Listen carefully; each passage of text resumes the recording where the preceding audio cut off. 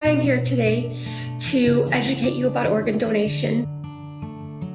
My name is Vicki Talkus, and I worked in organ donation for 8 years. Restoring your life as you knew it is the biggest gift that you can get. You just don't even realize how lucky you guys all are to have a normal life. Be an organ donor, because life goes on. In January, Vicki died while waiting for a kidney. Every year we gather together to unveil a new organ and tissue donor campaign in an effort to enlist more individuals to participate in this meaningful program. I thought, just like everybody else, you go and see a doctor, you get tested, they put you on this waiting list, and then in the middle of the night you get a phone call and they say, we got a kidney for you, it's gonna match, come on down, and you get this transplant, and in 2 months you're back to work. But it's not always like that, we found out. Much of Vicki's job focused on encouraging others to join the state's organ and tissue donor registry. Vicki helped hundreds of people get their gift, and their lives were greatly improved because of organ donation. She was very proud of her work encouraging people in the state of Illinois to become organ and tissue donors. She believed she made a difference. Hi, my name's Annika. Before my transplant, I couldn't go to school like other kids because I was so sick. I was so sick that I couldn't even walk anywhere. I'm lucky though. An organ donor saved my life. In the end, Vicki became a donor, donating the corners of her eyes so the two others can now see. Having Vicki featured in the commercial, that she was able to be an organ donor, and that was basically her career, and that's what she stood for. I think it's a lasting testament to her kindness and charity. On behalf of everyone who's waiting, I just ask you to please consider becoming an organ and tissue donor.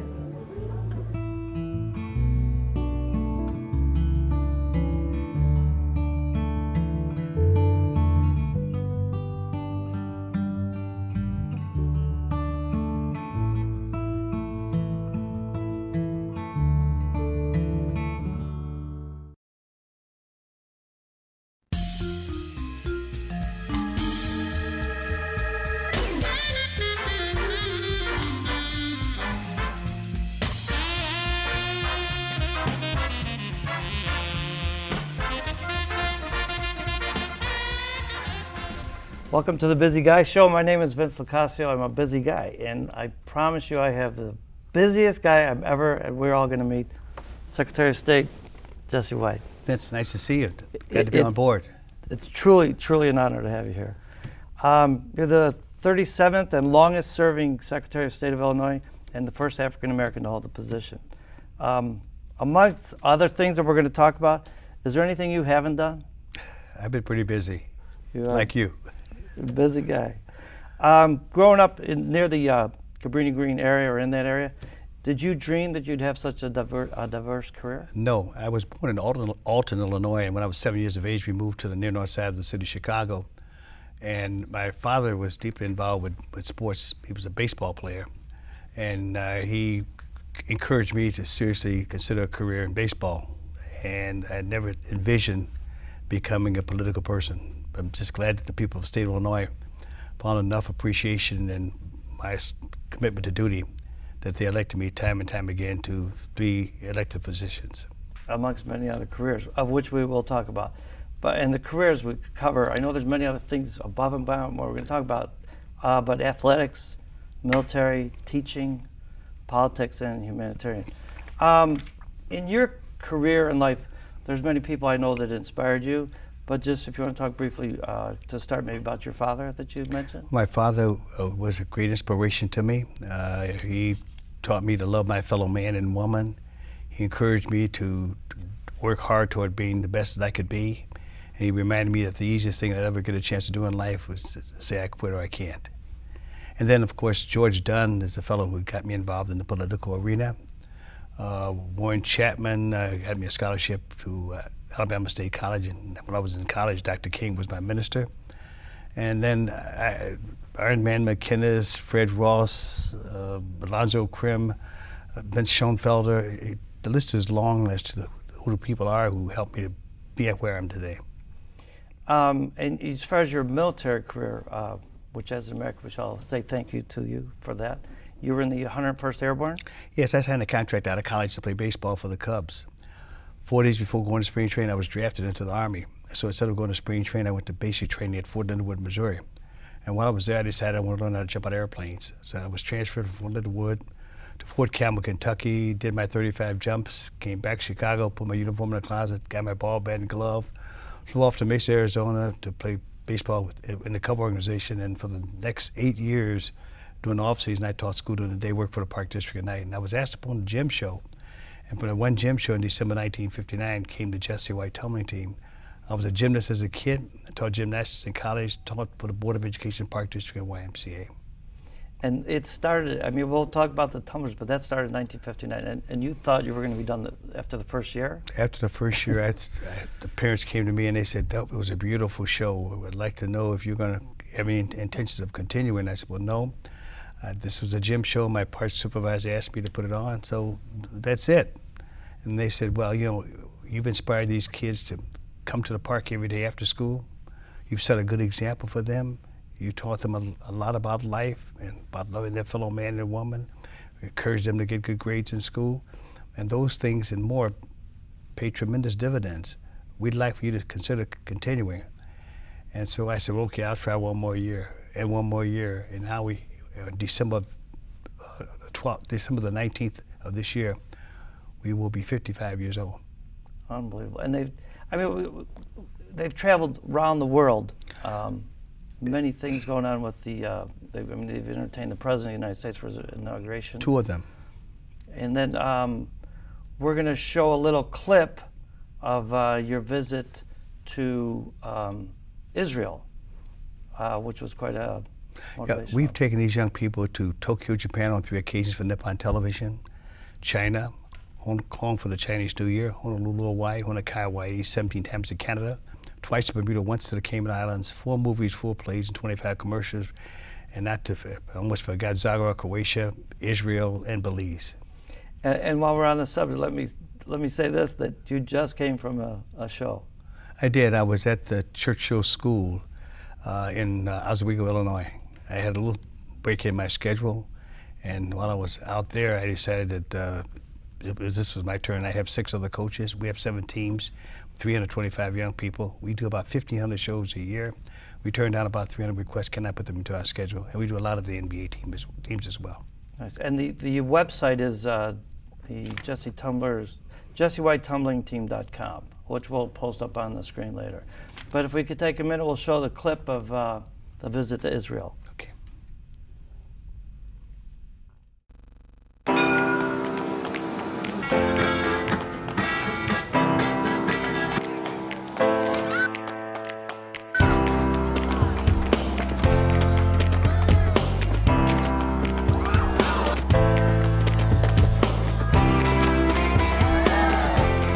I love Jerusalem. I love this country. The people are wonderful. We have great experiences here.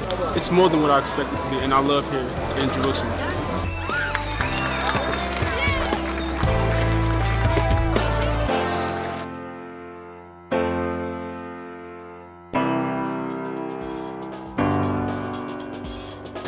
We got a chance to see some of the sights and some of the places that Jesus dwelt when he was here. I'm loving it. It's great, a great experience. The people here are great. What else can I say other than the fact that I'm looking forward to coming back?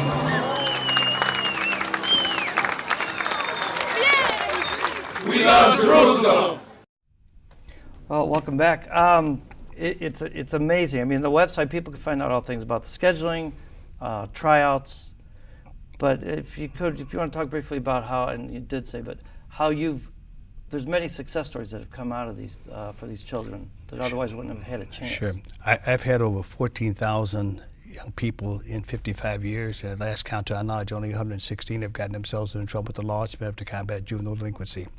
We have 325 young people on the team. 71 are in college, and we give each one between $3,000 to $8,000 toward education. You can be a good athlete once you be a good student and a good human being. And so it was 3 brothers I had on the team, Richard, William, and Reginald.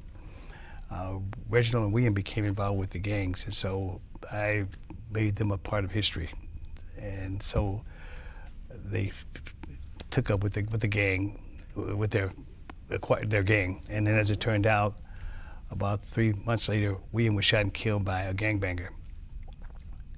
And then Reginald, a few weeks later, shot and killed a person who he thought had killed his brother, and it was the wrong person. So he went to Pontiac Correctional Center. The mother passed away a few months later. In the meantime, Richard was at Lincoln Park Academy. And then from there, we got him out of Lincoln Park, put him into Southern Illinois University. From there, he went to Notre Dame School of Law, and then he became a practicing attorney. And then he decided he wanted to do some of the things that I'm doing. And so now he's the assistant principal at Hyde Park Academy. What a great story. All because of the Tumblers. Yes, and then we supported him financially too. You know, I just believe that when you come through this world and you get it, you give it back. I also believe that you should do something good for someone every day.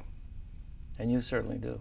And I also remind people within the sound of my voice that you should not ever dislike anyone because of race, creed, or color. That is the ugliest card in the deck. You should not play that one. That's and still remain a part of society. Yeah, and the rules are simple but tough, right? I mean, I believe in tough love, and I think if you were to put a police officer beside me and ask the young person, who would you rather deal with, the police officer, Mr. White? He'd probably do something like this and say, give me the police officer. That's how tough the love is. And it, as you said, it pays off in dividends. Just to back up a bit on the military, because I know after the serving, then you also stayed helped out in the reserves and the National Guard. I was a reservist for 4 years, then I was a guardsman, Illinois National Guardsman for 4 years. So I have 10 years in the military.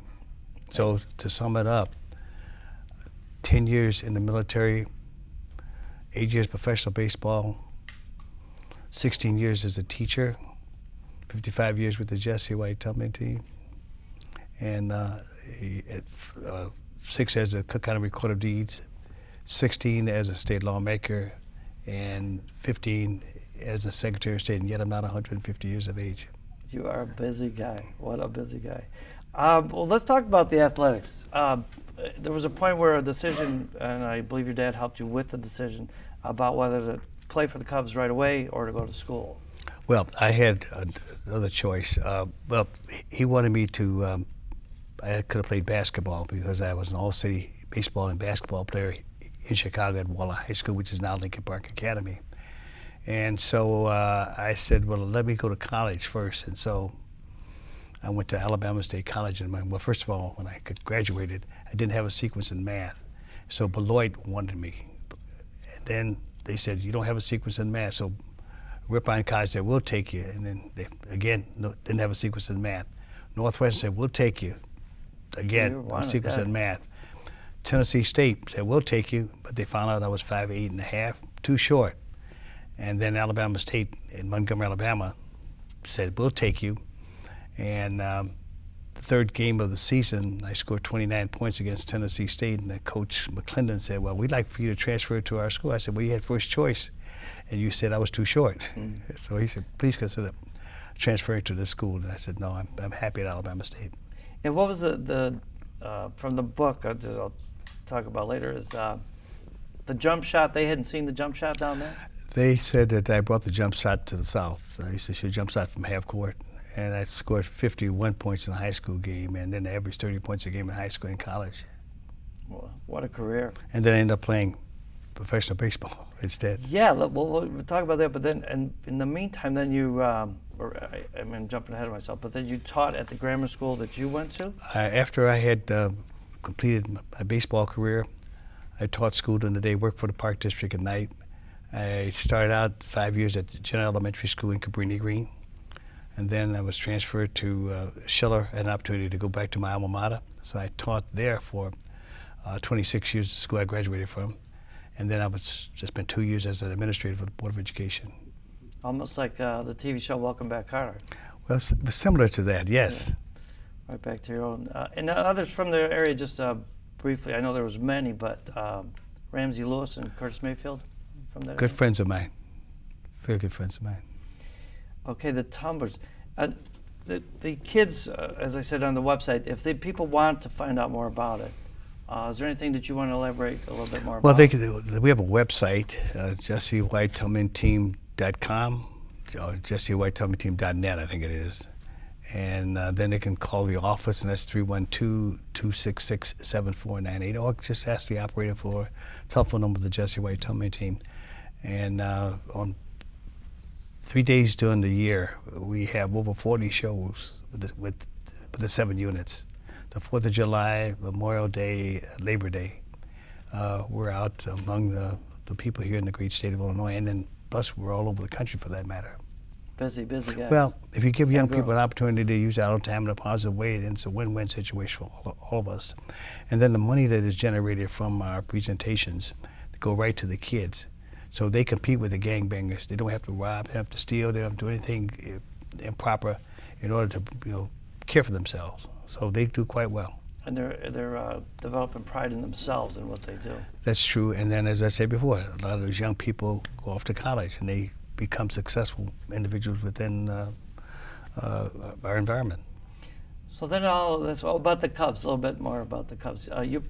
Because there's theories, had you stayed on, we would have won the '69. Well, they say that if I had not been drafted into the Army, that I would have put myself in a posture by which I could have made a difference with the Cubs' success. And today's opening day. Well, they didn't open here, but they're... Well, I'm going to be at Wrigley Field on Friday, opening day. Are you? I'll be in the same skybox with my good friend Ernie Banks. Nice. And he invited 4 Tumblers, so we're going to have a wonderful time. What did he, in your book, I don't know how to find out about that, but he considered being in politics at one time? At one time he thought about it, but he backed off of it. So now all this, amongst all these things we've already talked about, then you go on to a political career that's unbelievable. Yeah, right now I run the largest Secretary of State office in the nation. I have 4,000 employees, a $396 million budget, 138 offices and 23 agencies. Corporate filings and securities, keeping the seal, court of claims, license plate stickers, state IDs, the head librarian with 5,000 libraries, the literacy program with 215 agencies, distribute $6.6 million a year to help individuals who come to our great state who want to learn English as a second language, obtain their GED, and to become better educated and better informed. And the Organ and Tissue Donor Program is one of the finest in the nation. Here in Illinois, we have 5.5 million Illinoisans who have time to become organ donors. However, there are 5,000 people on the waiting list as we speak, and each year, about 300 people die because organs have not arrived in a timely manner. We ask that when you're alive and well, give blood. When you're no longer here, you give organs, and when you've done those two things, you've made a positive impact on society. Nice. And there was a point in your life and your family that kind of helped you become more aware of the organ? Yes, I was a state lawmaker. My brother was a pharmacist at the Lakeside VA Hospital. Wasn't feeling well. My mother kept calling me and saying, I want you to take your brother to the doctor. I said, why? She says, well, he has a headache. He's always complaining about his head aching. I said, well, he's a pharmacist. He certainly should know how to take care of a headache. Well, as it turned out, we picked him up, took him to the doctor's office. The doctor said that he was suffering from an aneurysm. And so we took him to the University of Chicago Hospital. And while he was on life support, a member from the Regional Bank of Illinois asked, if by chance he happens to pass away, can we use his organs for transplantation purposes? And I said, no, don't bother him, don't bother us, leave us alone. I thought it was an experimental program. And they got me at a bad time in my life. So he passed away that night, and a few days later, we buried him. And I didn't think any more of the conversation I had with the gentleman until 2 years later, my sister became ill, was in dire need of a kidney that was not a match within the family. So she put her name on the organ and tissue donor list, and then through the generosity of someone else, she got the gift that she needed, a second chance at life. And then the light came on about the importance of this program. And so when I became the Secretary of State, this program fell right into my lap. And so someone says, do you know anything about this program? I say, I know all about it. Been there, done that, know it. And so every day I spend time encouraging people to sign up to become an organ donor. And this is, April is going to be National Donor Month? Yes, I travel all over the state of Illinois encouraging individuals within the sound of my voice to consider becoming a part of the Organ and Tissue Donor Program. You may not have a need today, you may not have a need tomorrow, but sometime during your lifetime, you or someone that you may know will have a need. We just hope that when that moment arrives, that there'll be an adequate supply of organs available. And it couldn't be easier to register. I mean, Yes, it's simple. They could go on my website, www.lifegoeson.com, www.lifegoeson.com, or they go to the telephone. It's 1-800-210-2106, 1-800-210-2106, or stop off into one of the Secretary of State, my 138 Secretary of State offices, and indicate you'd like to become an organ donor. And we will put you into our database, so when that moment arrives, there will be smooth transition. And we'll post all that information up on the screen there. With cyberdrive.com, just in itself, the word tells you that a big thing that you carried over or pioneered with the state of Illinois and the Secretary of State was websites and everything electronically. Yeah, I would say this to you, Vince, that because we have used technology as our ally, we're able to speed forth the delivery of services to the people in a timely manner. No longer when they go to the Secretary of State's office do they have to bring their duffel bag, sleeping bag, or their lunch pail. We get them in and out in a timely manner. And if you are a vet or you're disabled, pregnant, or handicapped, pregnant, senior citizen or disabled, then we take care of you right away. And there's the many things that I don't know if people know about. I kind of learned along the way, but besides the cars, there's bicycle rules of the road that people can learn about. State library ID? Well, I'm the state librarian, card? And as I said before, I have 5,000 libraries coming to my jurisdiction. And we was just asked, and libraries are more important now than ever before because of the economy. People go there for research, do their resume, do job searches. The list goes on and on. If you could, tell us a little bit about your help in with MAD, Mothers Against Drunk Driving, and the BA, the Breath Alcohol Ignition Interlock device. Well, one of the things that happened in 2013 is that we received a 3-star rating from MAD, Mothers Against Drunk Driving, because we initiated a program called the BAID device, B-A-I-I-D, Breath Alcohol Ignition Interlock device. So if you get a DUI and you still want to drive while your legal matters are being adjudicated, you will ask the Secretary of State to allow this device to be installed in your car. It's about $1,500 a year. There's a device, and then there's also a camera that will be installed in the automobile. And you blow into it, the device, if a certain level of alcohol is within your system, then the car won't start. And so I was talking about this at a high school, and the young lady said, well, Mr. Secretary, if he cannot blow into it himself, can I blow into it for him? I said, if you do that, young lady, I said, yes, you can, but the light should come on that you're in the wrong place at the wrong time with the wrong person at the wheel, and then there is a 1-year period of time. You spend 1 year in jail if by chance you're caught. So we're not messing around. I mean, that's right. We have about 13,000 people who are on the system. As it has turned out, these people who normally drive with alcohol in their system can no longer drive with alcohol in the system because they have the governor there, and the governor is within the system where you blow into it, the car, if alcohol is detected, the car won't start. Yeah. Well, we know how many lives are lost, but we don't know how many you've saved because of this. I mean, this we just believe that thousands of people's lives are saved because of this system. And then, of course, along with the BAID device, we were instrumental in bringing about a ban on texting while driving. So can you imagine, you're driving in your car and you say, well, I want to send a message to Joe. So now you're thinking about what you're going to say, you're concerned about your sentence structure, you're concerned about your spelling, and now you have to hit the keys. Well, all of that is taking place, Vince, tell me, who's driving the car? Yeah, nobody. No one. So that the person who gets caught texting while driving, of course you're going to get a stiff fine. But if by chance you're involved in an accident, then the charges are compounded or increased because of the fact that you were in violation of the law at the time of the accident.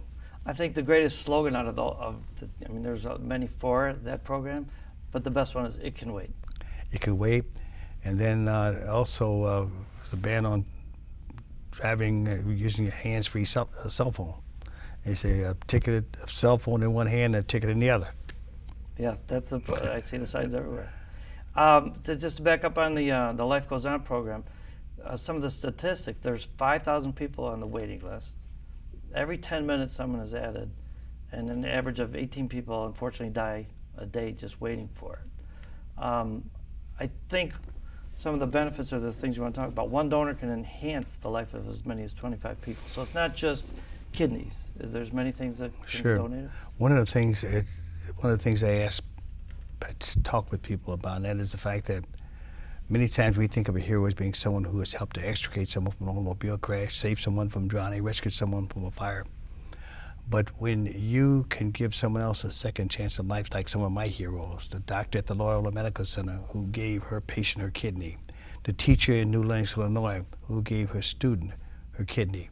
One of my Tums was shot and killed coming out of the Ford City Mall Theater. And as a result of that tragic situation, 6 of his organs were used for transplantation purposes. And a personal friend of mine passed away, and 9 of her organs were used for transplantation purposes. And one gentleman received the corners of our eyes, and so now he can see. So what a gift. A lot of heroes out there when you can become a part of this program. And just, you know what happens with the body once it has outlived its usefulness, but its time on earth. Mm-hmm. Well, then those organs can be used to enhance the lives of others. Just as the slogan said, life goes on. But then there's something else I want to share. There are a lot of myths that are Please. out there too, Vince. One will say, the doctor will not put forth a genuine effort to save me while I'm on life support because he's concerned about those 25 organ and tissue parks. Your doctor has a commitment to you and to you only. They'll say, the rich man's going to get his organs before I get mine. Well, the rich man is not part of the equation. We don't do things like that. And then they'll say, well, I won't look good in my going away. The morticians have it down to a science. They know how to restore the body. Or they'll say they'll sell the organs. We don't sell organs. Or they'll say my religion will not permit me to donate organs. Just about all of the religious groups in the Western Hemisphere all support the organ and tissue donor program, and a lot in the Middle East as well. And everybody can go to, because there's a program going on also called Be a Hero, where they could set up at schools. I mean, there was even 5th graders that are promoting this. I can't thank you enough for your time, as much time as you spread out to come here and be on the show. And I want to thank Michelle Penwood and Dave Drucker that helped me put this all together. Well, Vince, we have to do this again. Yeah, you took the words out of my mouth. I hope you come back. And as a tradition, here's some cannoli for you. Thank you, Vince. God bless you, Secretary. And thanks to Rick Davis, who wrote the book, and I will stand here and say that I plagiarized a lot of it. Not plagiarized, but got a lot of information from it. Well, thank you very much, Vince. Just glad to be with you. You have a great show, and you provide a breadth of information and encouragement to a lot of your viewing audience. I just want to applaud coming in. Thank you for allowing me the opportunity to come before you. Thank you. If one life got saved out of this whole show, it would be fantastic. It would make my day. God bless you, Secretary. Thank you. Thank you. And thanks for the cannoli.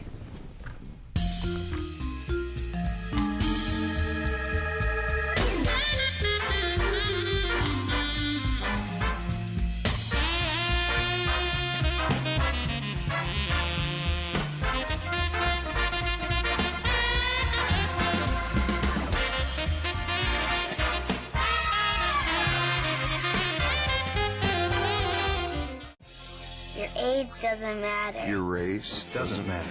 Man or woman. Tall or small. Doesn't matter. One organ donor can save up to 25 lives.